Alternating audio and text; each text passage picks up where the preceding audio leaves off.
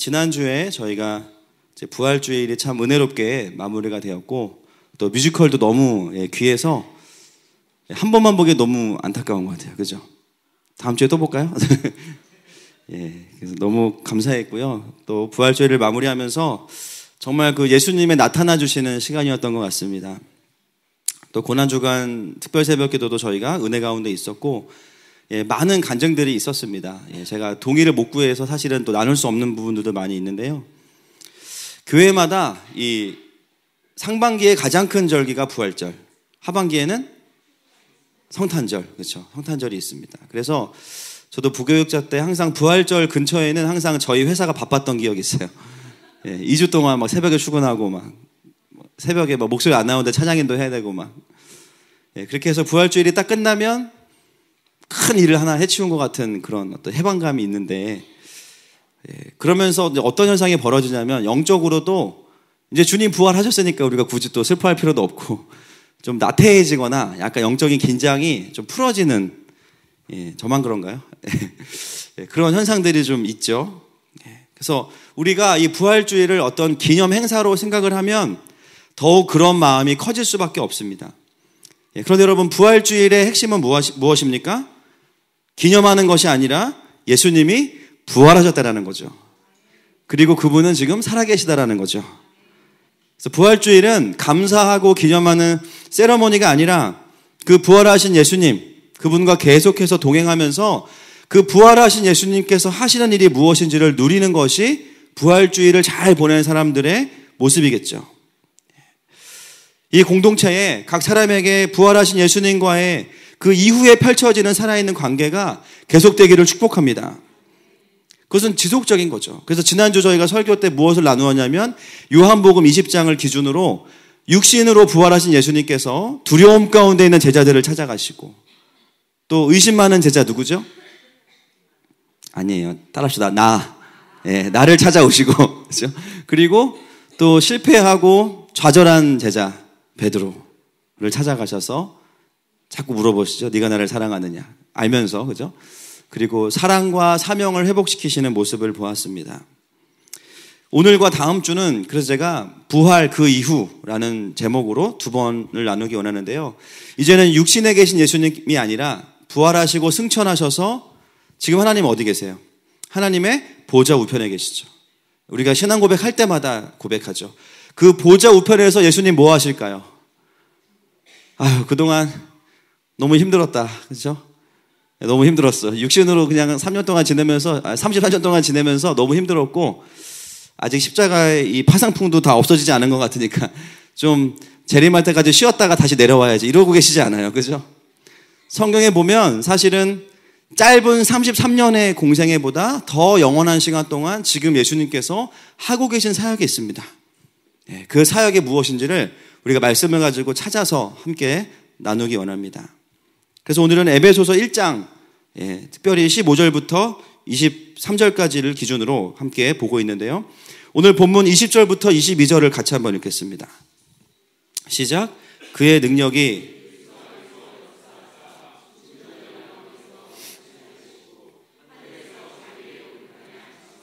모든 통치와 권세와 능력과 주권과 이 세상뿐 아니라 모든 이름 위에 뛰어나게 하시고, 또 만물을 그의 발 아래에 복종하게 하시고 그를 만물 위에 교회의 머리로 삼으셨느니라. 아멘. 에베소서뿐만 아니라 로마서나 히브리서를 봐도요, 대부분 부활하신 예수님을 이야기하면서 그분의 통치와 권세를 이야기하고 있습니다. 여러분, 예수님은 이 땅에 오시기 전에도 왕이셨죠? 아니에요? 왕이셨죠. 창조주이십니다. 할렐루야. 원래 통치와 권세를 가지고 계세요.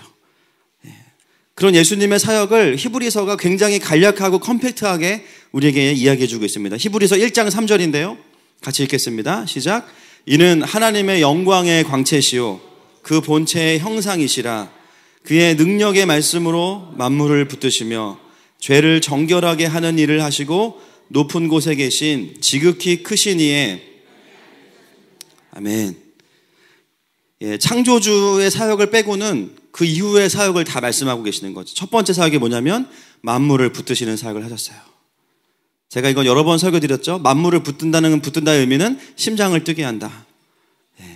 여러분 주무실 때 나는 심장을 좀 끄고 잔다 이런 분 계세요? 지금 응급실로 가셔야 됩니다. 우리 몸에 정말 중요한 근육은요, 내가 컨트롤하지 않아도 저절로 숨이 쉬어지고, 그죠? 심장이 뛰고 굉장히 신비로운 거예요. 이게 뭐냐면 만물을 붙드시고 생명을 불어넣는 사역을 하시는 거죠. 원래 아담과 하와의 타락 이후에 인간들뿐만 아니라 온 세상은 다 이미 망가져 버렸기 때문에 바로 그 즉시로 파괴가 되어져야 됩니다. 그런데 만물을 붙드시는 사역이 뭐냐면 그 파괴되는 속도를 늦추시고 계신 거예요. 우리가 공학적인 용어로 뭐라고 표현하냐면 연력학 제2법칙, 엔트로피 증가의 법칙이라고 합니다. 모든 에너지는 쓸 수 있는 에너지에서 쓸 수 없는 에너지로 바뀌어간다. 이 말은 고상한 표현이에요. 실제로 뭐냐면 지구는 망가지고 있다는 얘기예요. 한번 써버리면 그 에너지는 어디론가는 없어지지만 다시는 주워 담을 수 없기 때문에 온 지구는 지금 계속 천천히 망가져가고 있습니다. 마치 우리가 나이가 들어가는 것과 비슷한 거죠. 그런데 예수님의 사역은 뭐냐면요, 그 속도를 천천히 가져가시는 거예요. 왜일까요? 우리를 구원하시기 위해서. 아멘이십니까? 그것은 지구적인 차원에서만 적용되지 않습니다. 우리가 하나님 아버지를 만나고 예수님을 인격적으로 영접하기 위해서도 이 붙드시는 사역이 계속되는 거예요. 여러분 만약에 예수님을 만나기 이전에 내가 범죄할 때 바로 하늘에서 벼락이 떨어진다면 여기 아무도 있을 수 없어요. 그죠? 마트에서 새치기 하다가 벼락 맞아 죽고, 그죠? 마음속에 음란한 생각하다가 벼락 맞아 죽고,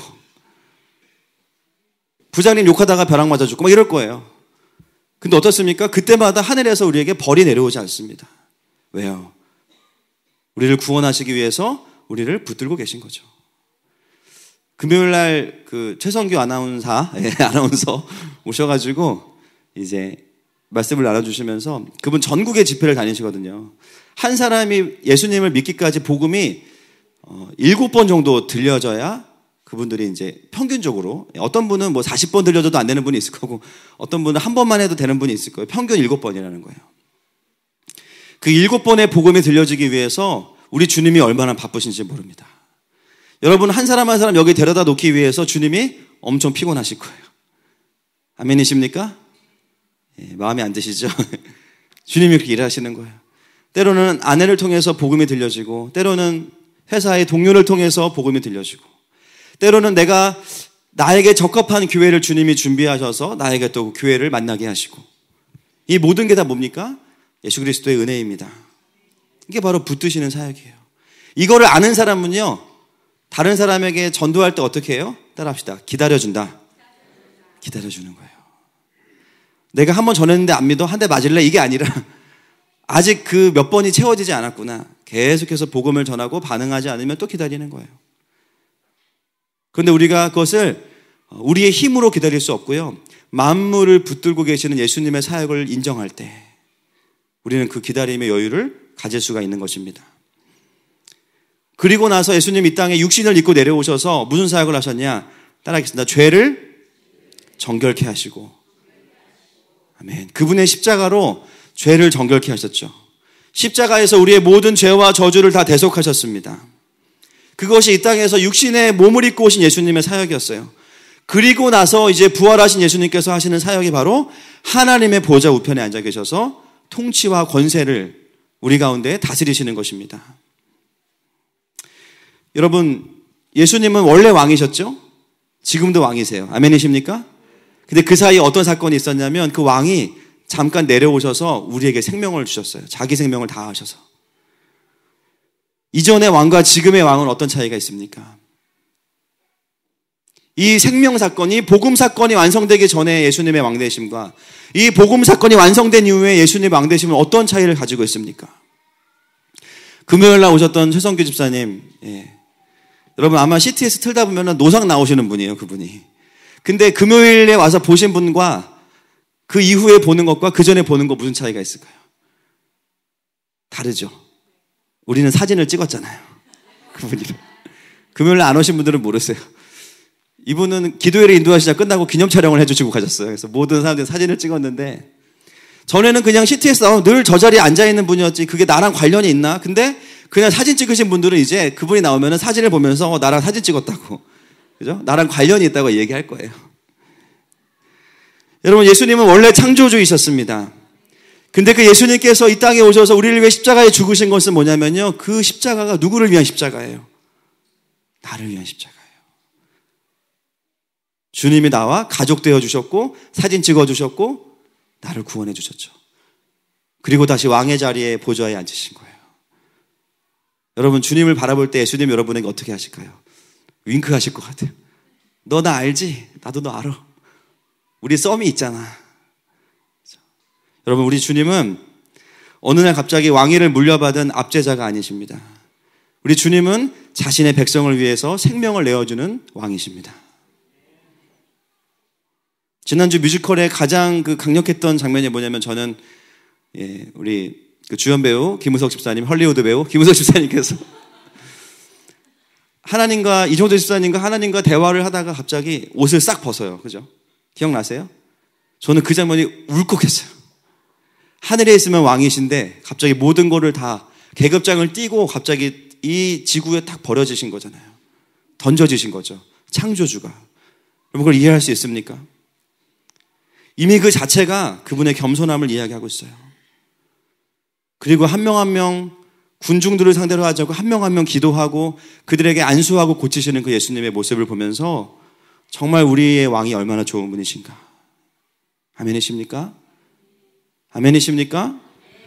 모든 능력과 부와 존귀와 영광과 지혜가 그 보좌의 어린 양께 있을지어다. 그 예수님은 우리의 존경을 받으시기에 합당한 분이십니다.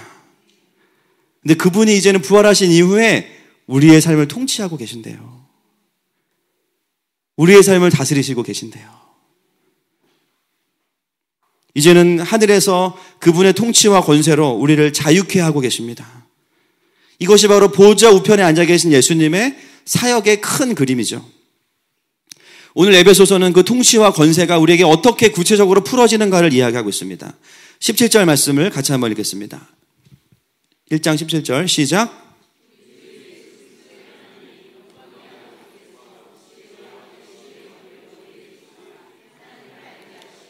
아멘. 예, 우리 하나님 어떤 하나님이시냐면요, 예수 그리스도의 하나님이십니다.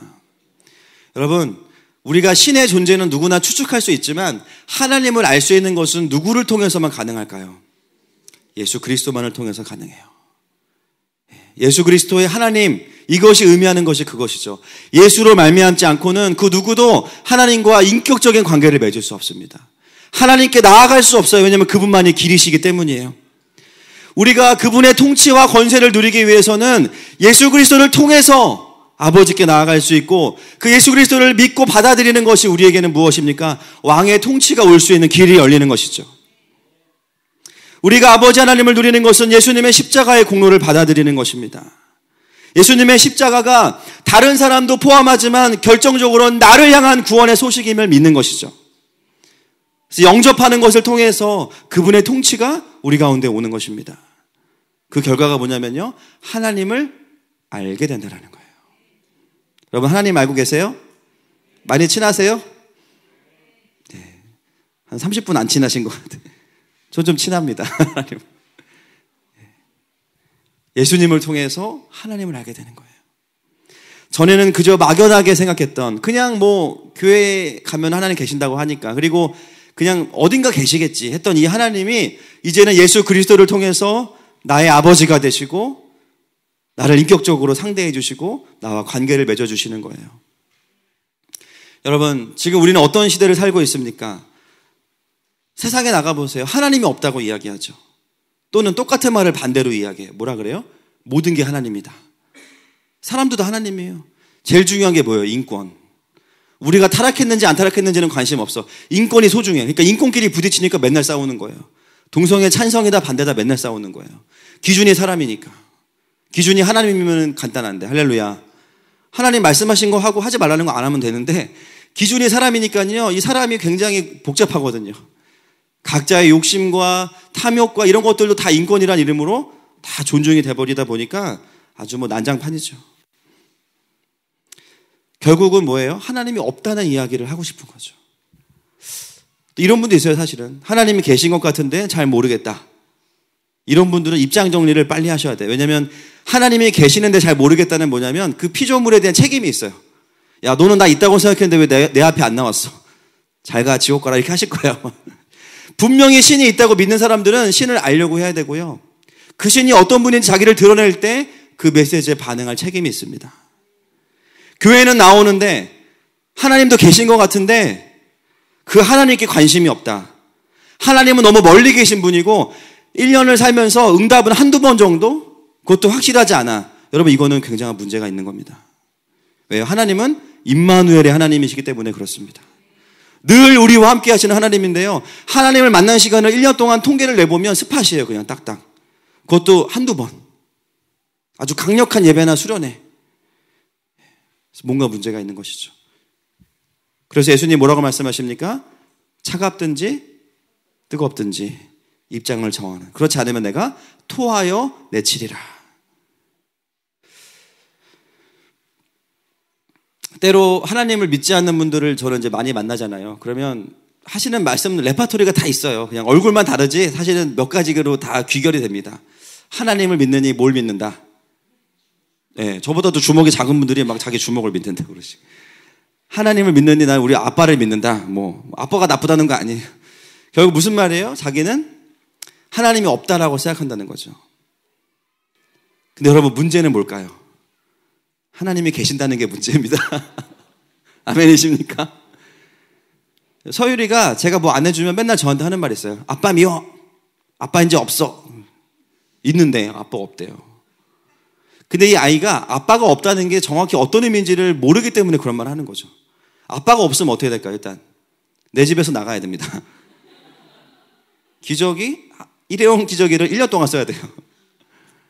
먹고 싶은 거 우유 못 먹어요. 초코 우유 절대 못 먹습니다. 원하는 장난감 절대 못 삽니다. 인생이 고달파지겠죠. 아니 뭐 대단한 이유도 아닌데 항상 본인의 원하는 뭐 로봇을 안 만들어준다거나 뭐 원하는 거를 장염이어서 우유 먹으면 안 되는 건데 그걸 못 먹게 한다고 막 아빠 밉다 그러면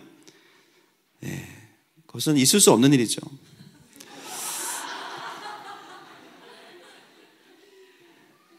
제가 그 아이들의 모습을 보면서 뭘 느끼냐면요. 하나님을 향해서 자기 눈을 가리고 하나님이 없다고 말하는 사람들이 보이는 거예요. 여러분, 하나님이 없다고 말하면 하나님이 없어지실까요? 하나님이 없다고 말하는 거는 그냥 제가 늘 쓰는 말, 기분 탓이에요. 내 기분 탓, 하나님이 없어. 기분이 그런 걸 어떻게 해? 하나님은 계신데. 그렇죠? 여러분, 하나님이 계시지 않으면 우리가 누리는 모든 것들이 다 없어지는 겁니다. 물, 공기. 그래서 문제가 되는 거죠. 수많은 사람들이 하나님이 없다라는 자신들의 철학과 결론들을 막 내려놓고서는 살아가지만 중요한 건 뭐냐면 그렇게 말하는 본인조차도 그 마음 안에 영적인 외로움이 있다는 거예요. 신이 없다고 말하는 순간에 영적인 외로움이 있어요. 여러분, 예수님께서 부활하신 이후에 십자가를 통해서 우리에게 말씀하시는 게 무엇입니까? 하나님 아버지가 계신다라는 것이고 하나님께로 올 수 있는 길이 있다라는 거예요. 우리가 그 십자가를 통해서 나아갈 때 이제는 군 중에 한 명으로 나아가는 것이 아니라 철학자로 나아가는 것이 아니라 그 살아계신 하나님의 자녀로 우리는 하나님께 나아가게 되는 것입니다. 이것이 부활하신 예수님께서 지금 하고 계신 사역의 첫 번째 사역이죠. 자, 두 번째는 뭘까요? 18절 말씀 같이 읽겠습니다. 18절 시작. 너희 마음의 눈을 밝히사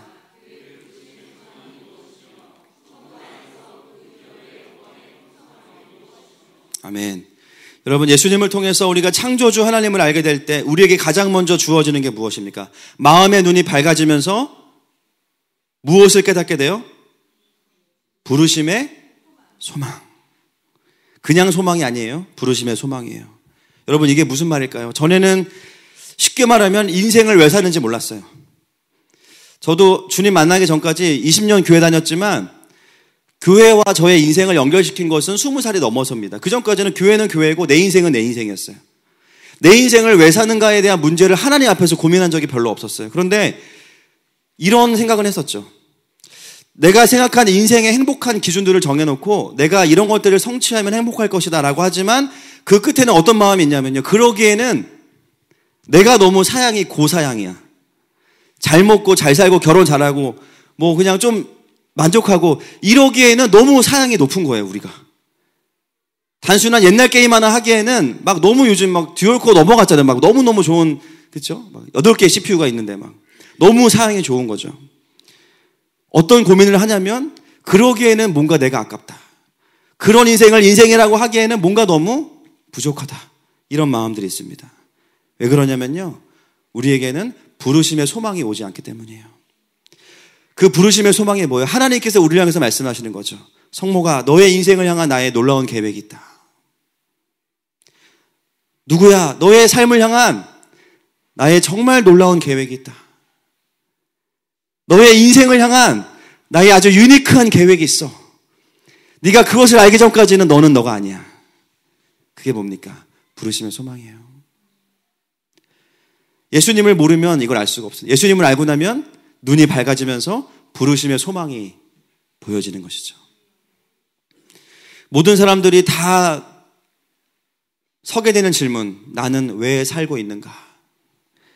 그것을 우리가 답을 얻으려면요, 우리는 사람에게 가서는 안 됩니다. 컨설팅 백날 받아보세요. 안 될 거예요. 누구에게 가야 될까요? 인간보다 뛰어나시고 인간을 만드신 창조주 하나님. 우리를 정확하게 해석해 주실 수 있는 그분.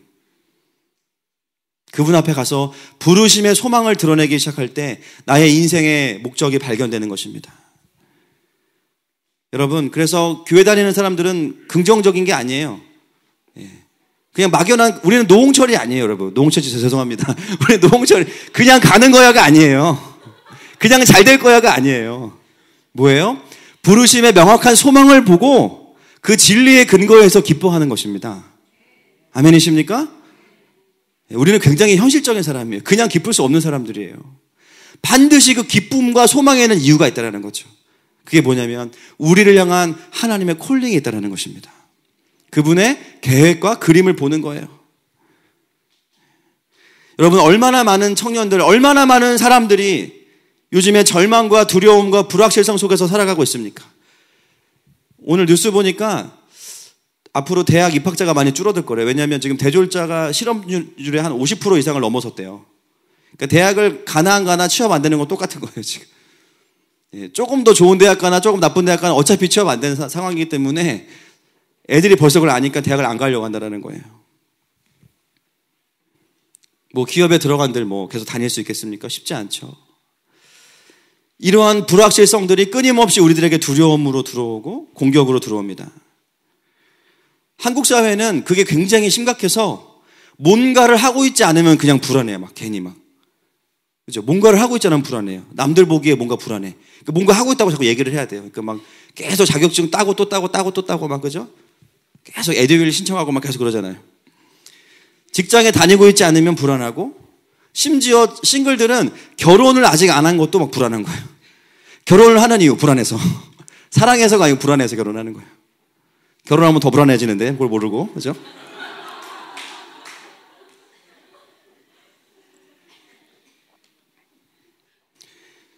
쉬질 않는 거예요. 계속 뭔가를 해야 되고, 막, 왜 내가 뭘 위해 살아야 되나, 막 고민할 시간도 없고, 고민해도 답이 안 나오죠. 그러니까 할 수 있는 게 뭐예요? 주어진 일을 한다. 열심히만 사는 거죠. 여러분, 열심히 살고 성실히 사는 것을 굉장히 잘하고 계신 거예요. 중요한 건 뭐예요? 방향이라는 거죠. 그림이 있냐라는 것이죠. 설령 그렇게 열심을 내고 자기가 설정한 목표를 가지고 살아온들 그걸 성취하고 나면요, 많은 분들이 허무함에 빠져버립니다. 절대로 비전은 어떤 자리에 올라가는 게 비전이 되면 절대 안 돼요. 그럼 그 자리에 올라간 다음에 어떻게 할 거냐는 거죠. 항상 비전은 뭐예요? 동사가 돼요, 동사. 저는 저희 비전은요, 목사가 아닙니다. 저희 비전은 뭐예요? 살린다예요, 살린다. 돌담병원 차사부, 살린다. 우리 교회 오는 사람 살린다. 뭐 제가 살리는 건 아니지만 주님이 살리시겠지만 살린다. 목사 아니어도 괜찮아요. 살린다. 할렐루야. 항상 우리가 가져야 되는 포지션은 뭐냐면 내가 50세는 사장이 돼야지. 무슨 사장이 될 겁니까? 어디 회사 사장이 될 거예요? 뭐 하는 사장이 되는지가 더 중요한 거죠. 수많은 사람들이 부르심의 소망이 없기 때문에 굉장한 허무함에 빠져서 살아가는 것들을 보게 돼요. 결국엔 다시 그 질문 앞에 돌아오게 됩니다. 열심히 살아왔는데 내가 그 그림을 가지고 오지 않았기 때문에 허무하다는 거죠. 남들이 보면 성공했다 그러고 부러워하지만 나는 허무해요. 이러한 어둠들이 사람들의 소망을 다 잡아먹고 있습니다. 여러분, 우리는 빨리 가는 게 중요한 사람들이 아닙니다. 우리는 제대로 가야 되는 사람들이에요. 아멘이세요? 그래서 빨리 가는 사람들 보고 너무 급할 필요가 없어요. 왜냐면 다시 돌아올 거거든요. 그만큼. 얼마나 불쌍해요. 간 만큼 또 와야 되는데. 너무 안타깝죠. 그러다 보니까 많은 청년들이 인생을 사실은 좀 미리 포기하는 경향이 있고, 또는 될 대로 되라, 아니면 방향이 없는 열심. 일단 무조건 열심히 하자. 근데 요즘 청년들은 또 일단 무조건 열심히 안 해요. 놀아요, 일단. 인생에 허무할 수밖에 없는 거죠. 왜 그렇습니까? 부르심의 소망이 내 안에 없기 때문이에요. 여러분, 그런데 오늘 본문 우리에게 정말 귀한 말씀을 하고 있어요. 절망의 소리보다 하늘에서 들려지는 하나님의 부르심의 소리가 더 크다는 것입니다. 아멘이십니까? 우리의 인생이 지금 내가 받는 월급이 내 인생의 가치가 아니라 훨씬 더 크고 넓은 가치가 하늘에서 나에게 들려지고 있다는 거예요. 아멘이십니까? 여러분, 그 부르심의 소망의 소리를 들으시기를 축복합니다. 주님 오늘도 말씀하시는 거죠. 내가 너의 삶을 향해서 정말 놀라운 계획을 가지고 있다. 부활하신 예수님께서는 우리가 그 소망을 발견하고 그 영광 가운데 살기를 원하십니다. 마치 눈먼 자의 눈을 띄워주시고 예수님을 보게 하셨던 것처럼 우리의 마음의 눈을 밝히셔서 내가 살아왔던 인생인데 이제는 그 삶에 그 위에 하나님의 그림이 보이기 시작하는 거예요. 그 하나님의 부르심을 더욱더 확인할 수 있기를 축복합니다. 자, 18절 말씀 같이 읽겠습니다. 후반부 시작. 눈을 밝히사 그의 부르심의 소망이 무엇이며 성도 안에서의 그 기업의 영광의 풍성함이 무엇이며. 아멘. 우리가 너무 잘 아는 말씀이죠. 기업의 영광의 풍성함. 근데요, 제가 드리고 싶은 말씀은 그 앞에 있어요. 어디 안에서? 이게 있어야 됩니다. 신앙생활은 절대 혼자 할 수 없어요.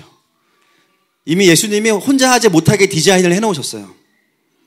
큰 교회, 여러 가지 감당해야 될 사역도 있고 잘하는 부분도 있고 귀합니다. 그런데요, 큰 교회가 나쁜 게 아니고 거기서 숨어서 신앙생활 하다 보면요, 누릴 수 없는 게 너무 많은 거예요. 왜요? 성도 안에서만 성도로의 기업의 영광의 풍성을 누리게 하셨기 때문이에요. 성도의 원어를 보면 단수가 아니고 복수입니다. In the saints. 성도들 안에서, 공동체 안에서 하나님은 하나님의 공급하심과 풍성하심과 우리에게 주신 그 기업은 유산이에요, 유산. 그 하나님 나라의 유산이 무엇인지를 누리게 하시는 것은 공동체 안에서 보게 하신다는 거죠. 하나님은 우리를 이 죄 많은 세상에서 구원하시고 덩그러니 나홀로 한번 헤쳐나가 보라고 이 세상에 우리를 던져두시지 않았습니다. 우리에게 공동체를 주셨어요. 그 공동체 안에 있을 때 우리가 뭘 느끼냐면 풍성함을 느낀다 그래요. 그냥 뭐 적당하네 이게 아닙니다. 원어로 보면 부유함이에요. 부유함. 풍성함을 누리게 하신다는 거예요. 바로 공동체 안에서. 하나님께서 가장 기뻐하시는 방법은 공동체를 통해서 사람들을 살리는 거예요. 단순히 물질적인 필요만이 아니죠. 물론 우리 안에서 물적인 플로잉도 있지만 영적인 나눔과 격려, 하나님의 이야기를 할 수 있어요. 그리고 정서적인 부분들도 함께 감당해 갑니다. 왜요? 바로 교회는 예수님의 몸이기 때문에 그렇습니다. 하늘마음교회만 그런 거예요? 아니에요. 모든 교회가 다 그런 거예요. 원래 교회를 향해서 하나님이 가지고 계신 것이 뭐냐면 교회는 그분의 몸입니다. 여러분 자녀들이 엄마들의 몸에서 태어났죠. 교회는 뭐 하는 곳이에요? 사람을 태어나게 하는 곳이에요. 일주일에 한번 그냥 전국 곳곳에서 모여서 예배드리고 또 가고 이게 아니라 우리가 예배 가운데 하나님을 누리고 공동체 가운데 그 기업의 풍성함을 누리라고 하나님께서는 성도들 안에 이 기업의 영광을 두신 것입니다. 하나님을 나누고 또 상황이 어려운 사람들이 있으면 그 시간을 함께 버텨주는 거죠. 기도하면서. 언제까지? 주님이 일하실 때까지. 이 과정에서 우리는 풍성함을 누리는 것입니다. 내 문제를 놓고 정작 나는 안 울어. 근데 다른 사람 막 울어요. 내 문제 때문에 막. 나는 그렇게까지 슬픈 것 같지 않은데 이렇게 울어주기까지 하고. 심지어 나는 기도 부탁하고 까먹었어. 이 사람 안 까먹었어. 계속 물어봐. 그거 어떻게 됐냐고 막. 아 맞다 내가 기도했었지. 그걸 또 막 얘기하고. 그러니까 나빠질 수가 없는 거예요. 교회 공동체 안에 있으면. 어떻게 돼요? 계속 하나님 앞에 갈 수밖에 없는 거예요. 그리고 다른 사람을 섬기다 보면 내 문제가 내가 저 문제가 나한테 있는데 내 문제가 어떻게 돼요? 객관화되기 시작해요. 그래서 하나님께서 기뻐하는 금식은 어떤 금식입니까? 다른 사람을 섬기다가 우리의 치료가 급속해지는 것입니다. 여러분, 이것을 어디 가서 누릴 수 있을까요? 예수님의 부활을 갖고 있는 공동체만 누릴 수 있는 특권입니다. 그래서 주일날 교회 오면 그냥 모든 게 다 풍성한 거예요. 뼈다귀 감자탕도 풍성하고, 그냥 오늘 막 예배도 풍성하고, 막 예배 끝나고 목장 모임도 그냥 눈물바다에 막 위로가 있고 회복이 있고, 막 은혜를 막 전문용어로 이빠이 받을 필요가 있습니다. 할렐루야. 은혜를 그렇게 받아야 어떻게 돼요? 우리가 일상에 돌아가서 내가 싫어하는 부장님한테도 좀 나눠주는 거예요, 용서를. 정말 눈꼴 사나운 친구에게도 좀 그 은혜를 용서해 주는 거예요. 뭐 잘못을 용서를 구하지 않아도 그냥 좀 그게 괜찮아지는 거죠. 가족들에게도 마찬가지죠. 일주일 내내 살면서 목표가 흐려지고 내가 주의 나라를 위해 살고 있는가, 내 인생에 의미가 있는가, 막 이런 고민들이 있다가 예배를 드리고 공동체 안에 있다 보면 다시 나에게 목표가 확실해지는 것입니다. 아, 맞아. 내 인생을 향한 부르심의 소망이 이것이지. 내가 이것 때문에 여기서 지금 이렇게 살고 있지. 그게 확실해지는 거예요. 건강한 예배는 뭡니까? 예배를 드리면 드릴수록 더 세상에 나가고 싶어지는 거예요. 아멘이십니까? 세상은 아무것도 바뀌지 않았는데 내 안에 은혜가 가득 채워지니까, 영광이 가득 채워지니까 나가서 싸울 수 있는 힘이 생긴 거죠. 그것이 바로 성도 안에서 누리는 기업의 영광의 풍성함입니다. 그래서 어떤 분도 그래요. 목사님, 저는 신앙생활이 매너리즘에 빠진 것 같아요. 왜요? 물어보면 일주일 내내 죄짓고 주일날 와서 회개하고 또 일주일 내내 죄짓고 회개하고. 제가 뭐라고 할까요? 정상입니다. 제가 그렇게 얘기해요. 정상입니다. 그게 반복이 아닙니다, 여러분. 반복이 아니에요. 반복이라고 생각하는 건 기분 탓이에요. 왜 내가 지은 죄는 그 전주에 지었던 죄가 100번째면 101번째 죄잖아요. 그죠? 다르잖아요. 똑같은 게 아니잖아요. 그죠? 용서도 100번째 용서였고 101번째 용서잖아요. 계속 죄를 지으란 말이 아닙니다, 여러분. 아시죠? 또 오해하실까봐. 여러분, 성도의 공동체가 갖고 있는 영광은 뭐냐면 날마다 사람들을 부활시켜내는 거예요. 죄에 졌던 사람들, 낙심한 사람들, 소망이 없는 사람들, 아직 하나님을 발견하지 못한 사람들이 교회에 오면 계속 부활하는 거예요. 주님 오실 때까지 해야겠죠. 오늘도 이미 예배 가운데 주님은 우리를 다시 살리시고 계십니다. 그 주님이 또 다른 사람들을 살리고 계신 거예요. 왜냐하면 이 안에 예수의 생명이 있기 때문입니다. 이 공동체에 오는 자들마다 하나님을 만날지어다. 잃어버린 열정을 되찾을지어다. 무너진 가정이 회복될지어다. 아내보다 남편이 더 신앙이 좋아질지어다. 청년들이 세상을 바꿀 능력을 받을지어다. 그것이 교회에 주시는 하나님의 영광이에요. 아멘이십니까? 19절 말씀 같이 읽겠습니다. 그 결과가 바로 이거예요. 시작. 그의 힘의 위력으로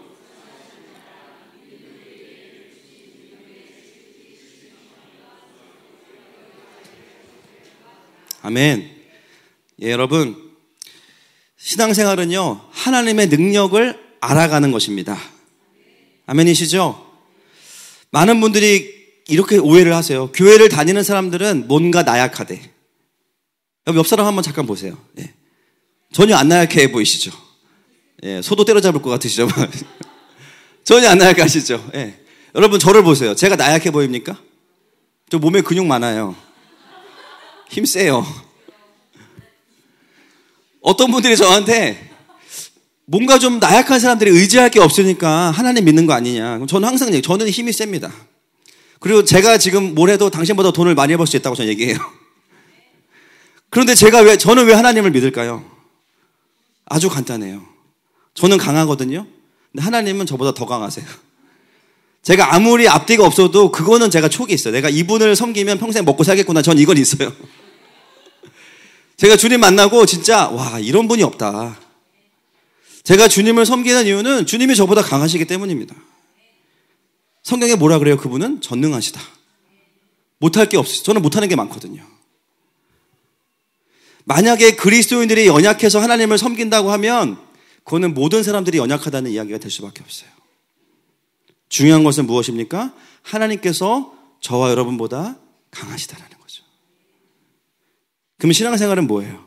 교회 안 빠지는 거예요? 네, 빠지면 안 됩니다. 그러나 신앙생활의 핵심은 주님과 관계를 맺고 살면 살수록 그분의 풍성함과 그분이 우리에게 이루어 놓으신 그 복음 사역과 또 하나님의 그 능력이 얼마나 강력한 것인지를 날마다 깨닫는 거죠. 내 삶에 새로운 고백과 찬양이 있는 거예요. 뉴송. 40년 전 찬양을 불러 주님 고대가 뭐 이런 거 불러도 거기에 담긴 고백이 새로우니까 그게 뉴송인 거예요. 오늘 첫 찬양 보니까 뉴송인데 누가 작곡했을까요? 너무 좋더라고요. 그 소녀가 누구일까요? 제가 알기에 소녀가 아닌 걸로 알고 있습니다. 그분은 하늘마음 1집이 곧 나올 것 같아요. 뭔 얘기하다가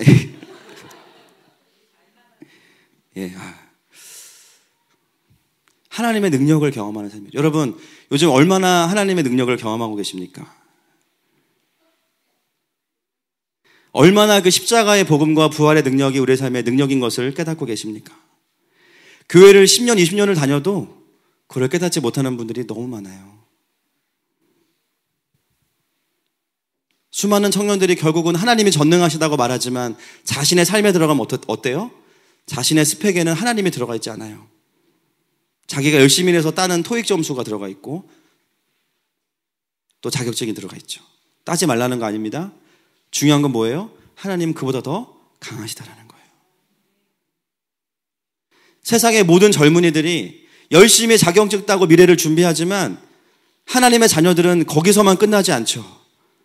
창조주 하나님께서 그 사람의 삶에 힘이 되시고 능력이 되신다는 겁니다. 여러분 복음을 알고 모르고는 종교가 있냐 없냐의 문제가 아닙니다. 그 하나님이 나의 능력이시냐 아니냐의 문제인 것이죠. 여러분 하나님의 능력이 되는 사람들은 절대로 세상 사람들이 따라올 수도 없고 흉내도 낼 수 없어요.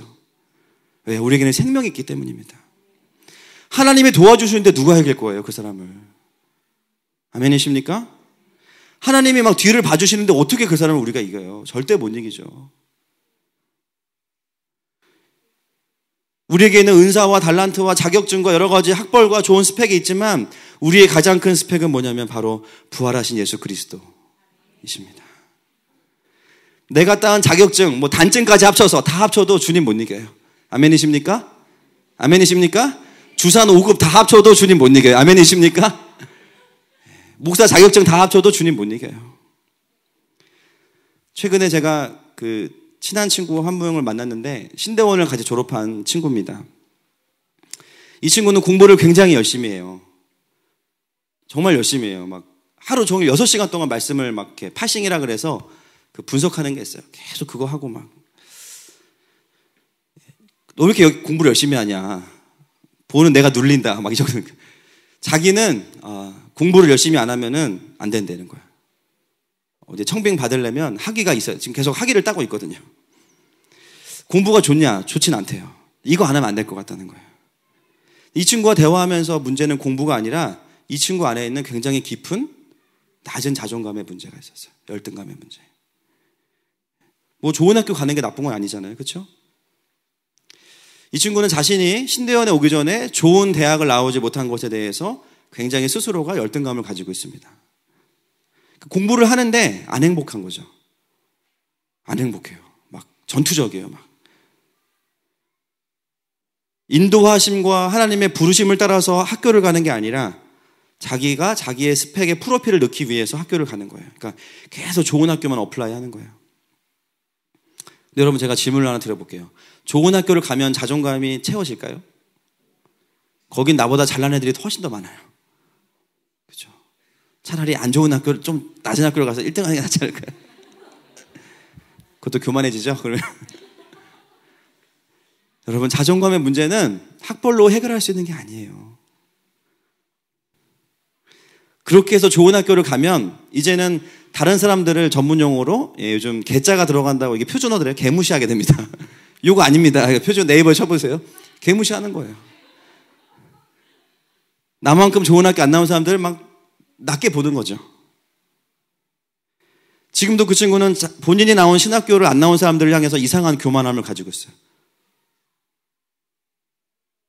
그 친구랑 저는 사실 친하지만 사이가 별로 좋지 않습니다. 왜냐하면 제가 만나면 좋은 얘기를 안 하니까. 자꾸 이제 왜라는 질문을 던지니까 이 친구는 괴로운 거예요. 자기도 아는데 공부 왜 하냐? 한 400번 질문했을 거예요, 제가. 계속 확인시켜주는 거죠. 지금 네가 이 상태다. 계속. 그 친구는 목회자인데 아직도 그의 내면에 여전히 그 낮은 자존감의 문제가 해결이 안 돼서 다른 것들로 그거를 채우려고 하는 것들을 보면서 너무 안타깝습니다. 여러분, 스펙은 있는데 경건의 능력은 없으면 그 스펙은 굉장히 우스워지는 거예요. 엄청 좋은 신학교 나왔어요. 막 미국에서 유학하고, 물론 그 학교 좋은 학교지만 그랬는데, 그러면은 본인이 경건의 능력이 있어야죠. 근데 말씀으로 한 사람도 변화를 못 시킨다. 그것은 더 우스운 일입니다. 막 설교를 하는데 하나님의 나라가 와야 되는데 꿈나라가 와. 막 계속. 나 유학 갔다 왔는데. 웃으시려면 크게 웃으셔도 됩니다. 예, 그건 아닙니다. 둘 다 있으면 좋겠죠. 예. 제가 그래서 박사학위를 안 하고 있는 겁니다.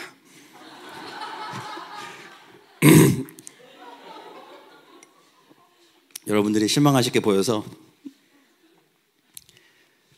여러분, 저는 저의 가장 큰 스펙은 제가 나온 신대원 출신의 목사가 아니라 저는요, 제 스펙은 복음이에요. 저는 목사가 아니어도 그냥 이렇게 살 것 같아요. 원래 목사 가려고 살았던 사람이 아니기 때문에 저는 복음 전하는 게 행복한 거지, 예, 물론 목회하는 것도 행복해요. 목사인데 복음의 능력이 없다? 정말 비참한 거 아닙니까? 오히려 목사라는 타이틀이 그 사람을 더 초라하게 만들 수 있어요. 운전면허가 있는데 운전을 못해. 요리사인데 라면도 못 끓여. 맨날 음식 시켜 먹어. 의사인데 수술하려고 하면 손을 떨어 막.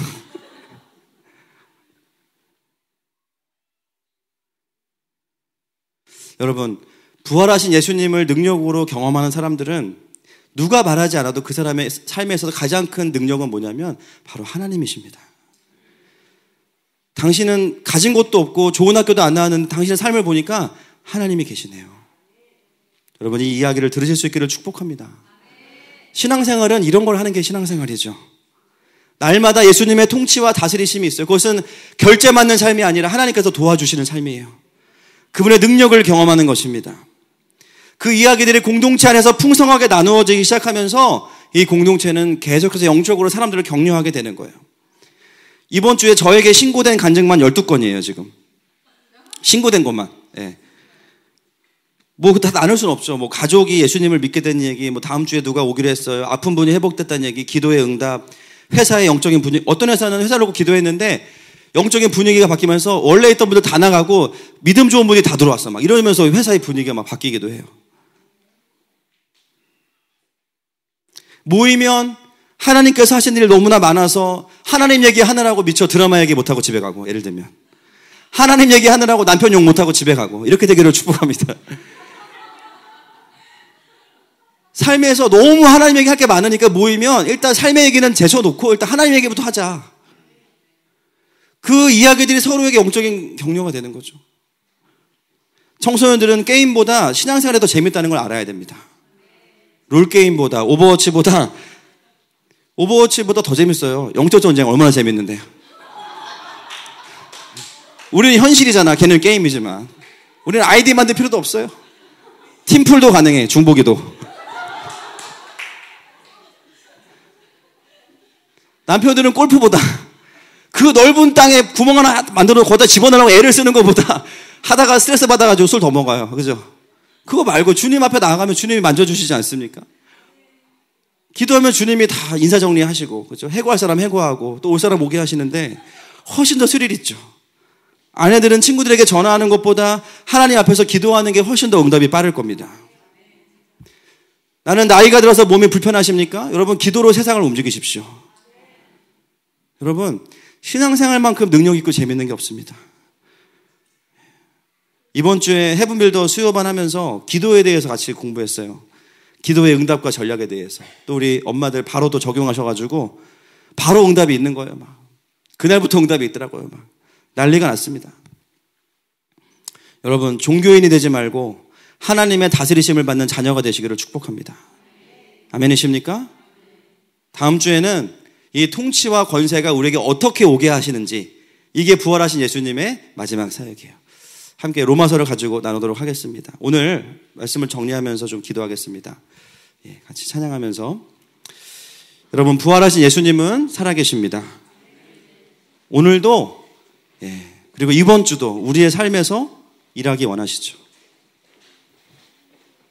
오늘 우리가 나누었던 그 부활하신 예수님의 사역, 하나님을 알게 하시고 부르심의 소망을 보게 하시고 성도로의 풍성함을 보게 하시고 또 하나님의 능력을 경험하게 하시는 것, 그 하나님이 바로 나의 하나님이시죠.